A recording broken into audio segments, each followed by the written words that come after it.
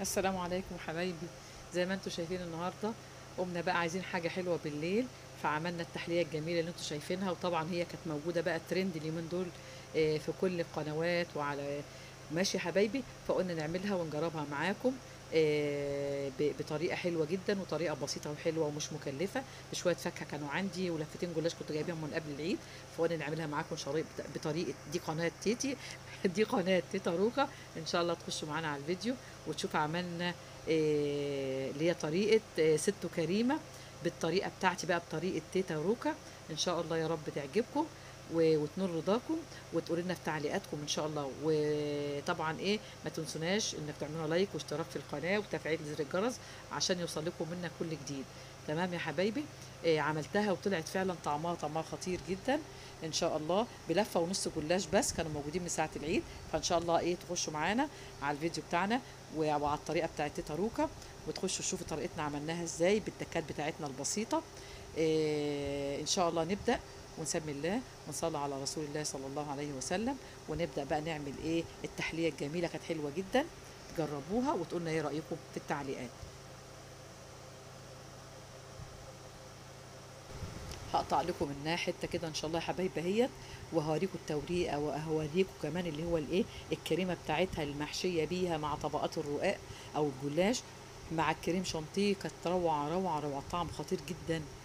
تمام يا حبايبي. ان شاء الله نخش مع بعض على الفيديو ونشوف عملنا بتاع ده اللي هو الجلاش ده بالطريقه دي ازاي.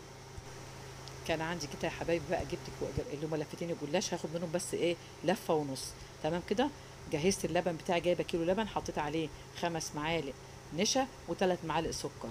تمام. وجهزت كوبايتين سكر وحطيت عليهم كوبايتين ميه، ودول علقت عليهم دول الاساسي اللي انتوا شايفينه في الحل.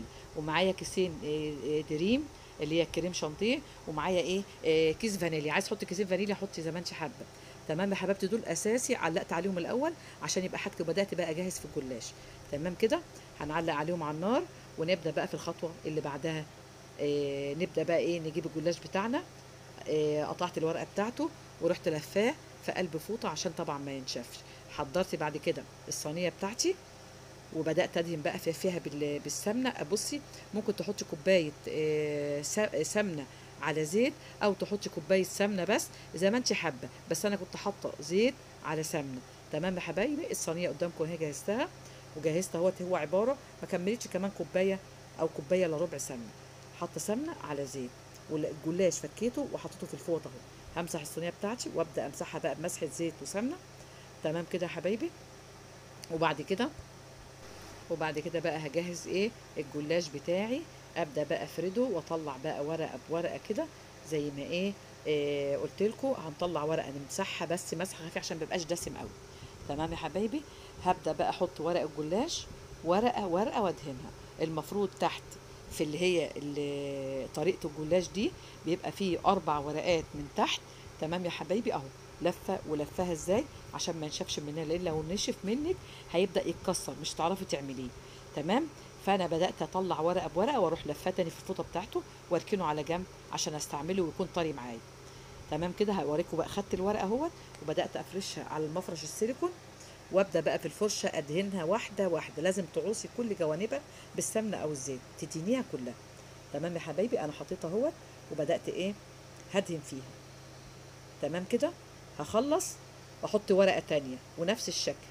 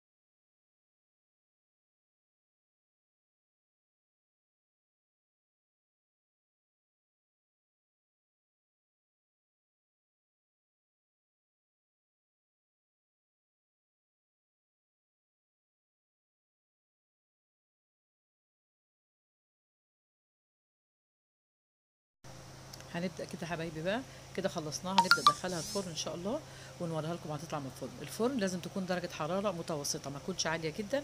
وبعد كده لو عايز تحطها تحت الشوايه، بس اول ما يحمر من تحت حطها تحت الشوايه. كده يا حبايبي بدأنا نجهز بقى ايه حاجة الكريم شانتيه. الكيسين اللي انا جايباهم هعمل الاول كيس بكيس كده. حط على الكيس حطيت من الكيس 4 معالق كريم شانتيه في قلب العجان اللي هو بالسلك، لان ما عنديش الا مضرب كهربي. فعملت في ايه في الكبه بتاعي في اللي هو العجان، وفي برضو مضرب سلك فاشتغلت بيه. تمام يا حبايبي. حطيت هنا بقى ايه نص كوبايه ميه ساقعه تكون متلجه لازم. تمام. وحطيت عليهم اهو 4 معالق من الكريم شانتيه، واحط عليهم معلقتين سكر. هضربهم بقى كويس جدا في قلب بالمضرب السلك. وبعد كده ايه انا عايزاها السمك تكون سميكه عشان نعرف نشكل بيها وش الفطيره اللي هي بتاعت الجلاش. تمام يا حبايبي كده.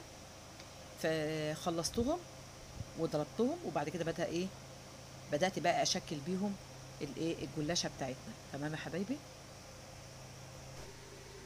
كده. خلاص يا حبايبي بدات بقى نضرب بالكريم شانتيه. تمام. عشان نبدا نشكل بيها فطيره الجلاش بتاعتنا. خلاص كده.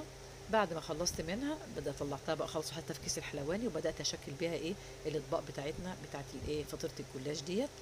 هي كلها ما بتاخدش حاجة. تمام يا حبايبي. آه خلصت كده، وبعد كده هنبدأ نشكل بيها. كده خلاص يا حبايبي. الكريمة بتاعتي اتعملت خلاص، بقت جاهزة. هطلعها بقى واحطها في الأم، وابدأ أشكل بيها الفطيرة بتاعتنا الجميلة بتاعت الجلاش. إن شاء الله تجربوا الطريقة دي بإذن الله وهتعجبكم. تمام. بطريقة طبعا تيتا روك. خلاص فضيتها بقى في اللي هو القمع الحلواني، او اللي هو الكيس الحلواني. وبدات اجهز الفاكهه بتاعتي بقى والحاجه بتاعتي، وحطيت الجلاش في اطباق زي ما احنا بنجيبها من بره كده، من افخم محلات الشام وغيره وغيره. بدات بقى احط بقى اشيل الصينيه بتاعتي واحطها في اطباق، وابدا اشكل بالقمع بتاعتي الاكلات الشاميه والحاجات الجميله دي اللي احنا بنجيبها من بره. لا، عملتها لهم في البيت باقل التكاليف. بدات اشكل بقى بكيس الحلواني، وجهزت الفاكهه بتاعتي وجهزت كل حاجه عشان نشكلها قدامكم. عندك فراوله حطي، عندك موز حطي، عندك مانجا حطي، عندك مكسرات.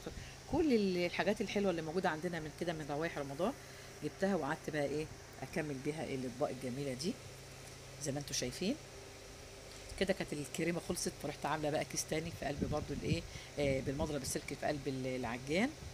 وبرضو شكلت الاطباق بتاعتي زي ما انتم شايفين كده حلوه. هناك حبايبي كان خلاص بقى الكريمه خلصت، فرحت عملت حبه تانيين عشان اشكل بقيه الطابين الموجودين. يعني يعتبر الكيس اللي هو بتاع الدريم بيكفي، بس يعتبر طبقين. فانا عملت كيس تاني عشان يكمل الطبقين الباقيين. تمام يا حبايبي. فبدات اشكل بيهم بقى خلاص الاطباق اهيت وفاض منهم. فبدات بقى اجيب بقيه المكسرات اللي عندي او الفاكهه، وابدا ازود بقى الطبقين اللي كانوا موجودين. فزي ما انتم شايفين كده حبايبي.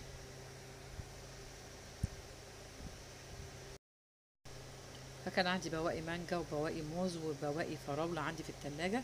بدأت شكله زي ما انتم شايفينه كده اهوت. وبرده كان عندي مكسرات و... وعندي اللي هو البتاع اللي هي الاكياس اللي هي بتاعه الكريم كراميل. فبدأت اشكل كل طبق بشكل معين، واحد بالمكسرات، واحد بالكريم كراميل، واحد بالموز والمانجا، واحد كمان معاهم بالفراولة اهوت والموز. فكان تشكيلتها شكلها حلو. تمام يا حبايبي كده.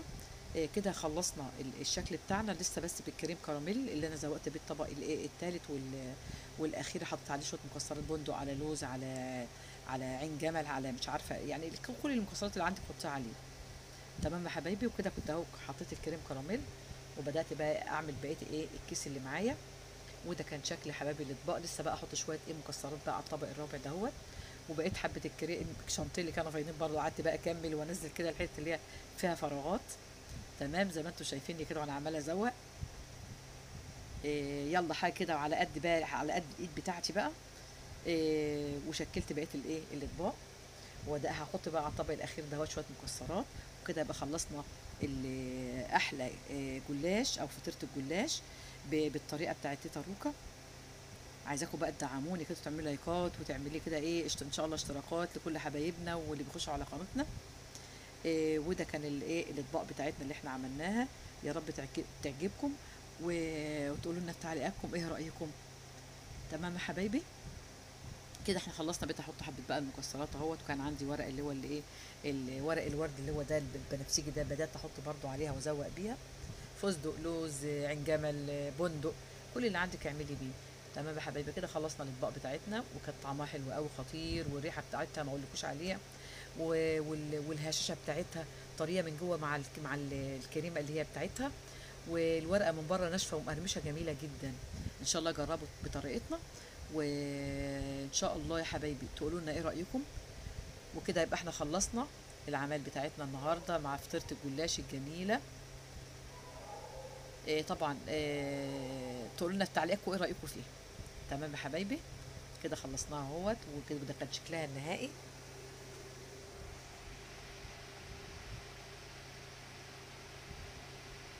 ايه رايكم بقى؟ بعرف اعمل بقى فطيره الجلاش ولا لا؟ قولوا لي بقى في تعليقاتكم. ماشي يا حبايبي، بحبكم في الله، انتوا اسرتنا الكبيره، ومش هنعلى الا بيكم. وربنا يجازيك كل خير، ويجازي كل انسان بيخش يضع لنا تعليق حلو او بصمه حلوه او كلمه حلوه. فربنا يجازيكم كل خير يا حبايبي، وبحبكم في الله. اشوفكم على خير. وقطعت لكم برضه حته حته حبايب منها برضه هنا عشان عشان اوريكم تشوفوا بقى الطبقات اللي الكريمه منها. بتاعتها وشكلها. تمام يا كانت حبايبي، فعلا والله طعمها طعمها خطير جميل جدا. اشوفكم على وان خير شاء يا الله يا رب حبايبي، اشوفكم على خير وكل دايما عام يا رب وانتم بخير، بصحه وعافيه وسلامه. والسلام عليكم والسلام ورحمه عليكم الله ورحمه وبركاته. الله وبركاته.